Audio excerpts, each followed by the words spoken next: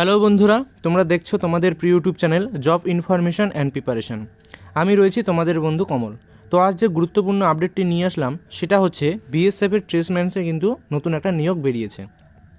বিএসএফের ট্রেসমেন্টে দেখো তোমাদের পোস্ট কতগুলো রয়েছে। পোস্ট রয়েছে কিন্তু 2788টি। একটি বিরাট বড় কিন্তু ভ্যাকান্সি এবার বেরিয়েছে, ঠিক আছে। এর মধ্যে দেখো পুরুষের কতগুলো রয়েছে।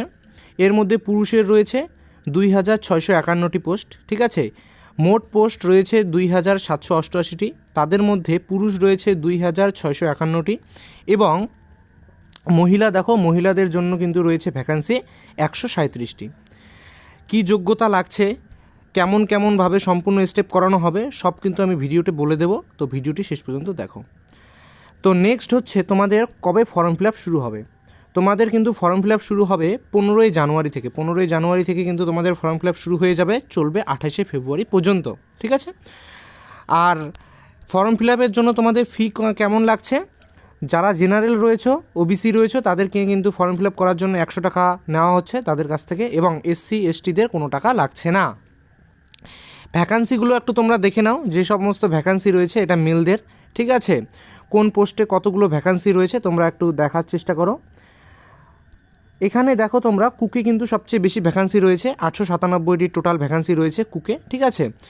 আর বাকি তোমরা যার যেটা রয়েছে সার্টিফিকেট, কারো যদি ওয়াটারে, ইলেকট্রিশিয়ানে, তারপরে সুইপারে বারবারে থাকে তাহলে তোমরা সেগুলোতে করবে যার যেটা ইচ্ছা, ঠিক আছে। একটু ভ্যাকান্সিগুলো তোমরা দেখে নিও।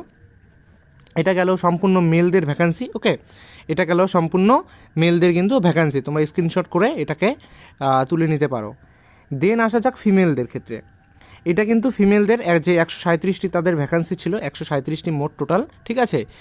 তার কোনটাতে কতগুলো দেখো রয়েছে, এখানেও দেখো কুকে কুকে সবচেয়ে বেশি রয়েছে, 47টি ভ্যাকান্সি রয়েছে, ঠিক আছে। এটাও তোমরা স্ক্রিনশট করে রাখতে পারো, ওকে।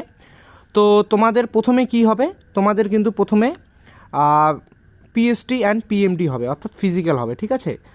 তোমাদের কিন্তু ফিজিক্যাল হবে, প্রথমে কিন্তু ফিজিক্যাল হবে, তারপরে তোমাদের ট্রেড টেস্ট, যারা কুক, ঠিক আছে, তারপরে বারবার যারা রয়েছে তাদের কিন্তু সেই অনুযায়ী ট্রেড টেস্ট হবে, তারপরে রিটেন এক্সাম হবে এবং তারপরে কিন্তু মেডিকেল হবে, ঠিক আছে।